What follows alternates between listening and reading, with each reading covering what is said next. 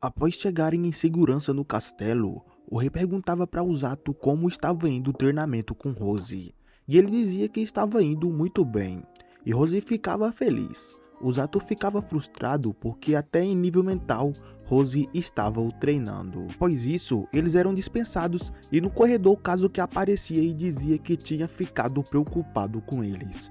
Kazuki dizia que o que tinha deixado ele calmo tinha sido o que Rose havia dito, e Usato ficava surpreso com as palavras de Rose. Usato ficava até feliz pelo fato de que o Kazuki acreditou na Rose e dizia para ele continuar puro. Ele e a Inumaki deveriam ser os únicos contaminados ali. Bom, rapaziada, logo no começo do vídeo eu quero pedir que você deixe o seu likezão, porque isso vai me ajudar bastante. Se você puder, se inscreva no canal e veja o vídeo até o final. Na sala do rei, o rei informava a Rose e Sigles que o exército do rei demônio estava se aproximando.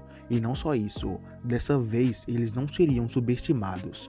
O exército do rei demônio fará de tudo para conquistar Linger. O rei pedia para Rose ir ver onde estava o exército do rei demônio, pois ela era a mais rápida do reino. O rei também pedia para ela voltar e liderar o batalhão, porém isso Rose recusava. Segundo ela não era tão boa e nobre como o rei pensava.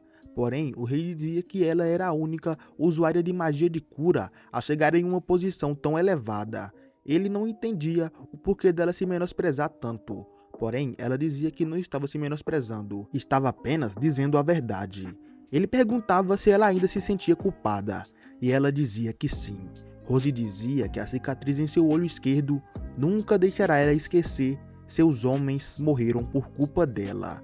Ela dizia que sua presunção havia levado eles à morte. Ela dizia que naquele momento havia entendido. Não importa o quão confiável ou talentosa fosse uma pessoa, quando chega à morte, já era. Aquela cicatriz era um castigo para ela nunca esquecer seu pecado. Por isso, ela criou a equipe de resgate, para que eles salvem as pessoas ao invés de lutarem. Porém, o rei perguntava se ela já não havia alcançado o seu objetivo. Então, ela disse que não. Aquele não era o único motivo. Ela também criou a equipe de resgate para encontrar um subordinado que não morra, mas o rei dizia que aquilo era humanamente impossível. Porém, Rose discordava. Era para isso que servia o treinamento, magia de cura, a capacidade de superar todos os limites humanos e força mental para superar tudo. Ela tinha procurado por alguém que tivesse tudo isso. Então o rei perguntava se era de Usato que ela estava falando. E Rose dizia que ele era o subordinado ideal. Ele tinha um instinto de sobrevivência e adaptabilidade e vontade de viver. E seu maior traço era que ele odiava perder. Porém, ele era facilmente influenciado pelas circunstâncias. E também não importava o que acontecesse. Ele sempre mostrava sua veia desafiadora. Ela dizia que era como um pirralho atrevido que tinha morrido nos braços dela. Por isso que ela tinha decidido transformar ele no usuário perfeito de magia de cura. Rose então partia em patrulha.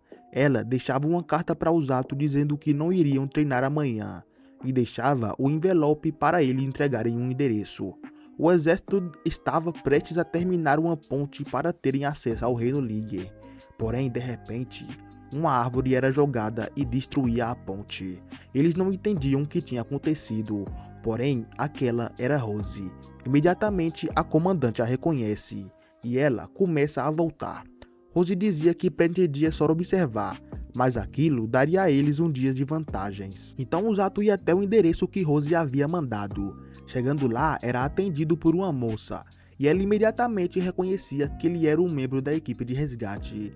Ela se apresentava. Seu nome era Ururu Fleur e ela tinha 18 anos. Ela perguntava qual era a idade de Usato, e ele dizia que tinha 17 anos. Aquela era a irmã mais nova de Orga, que administrava a clínica junto com ele. Eles vão até o Orga, que estava atendendo um paciente. Usato percebia que a magia de cura dele era um pouco diferente da de Usato.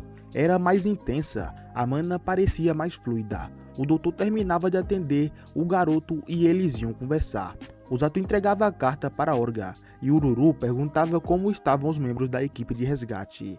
E Usato dizia que suas caras estavam mais assustadoras do que nunca. Usato perguntava o porquê dela ter parado de treinar com o esquadrão. E ela dizia que apesar de ser boa em curar os outros, não era muito boa em curar a si mesma. mas ela dizia que o principal motivo tinha sido seu irmão. Ela tinha ficado preocupada com ele. Então aparecia um homem pedindo por ajuda.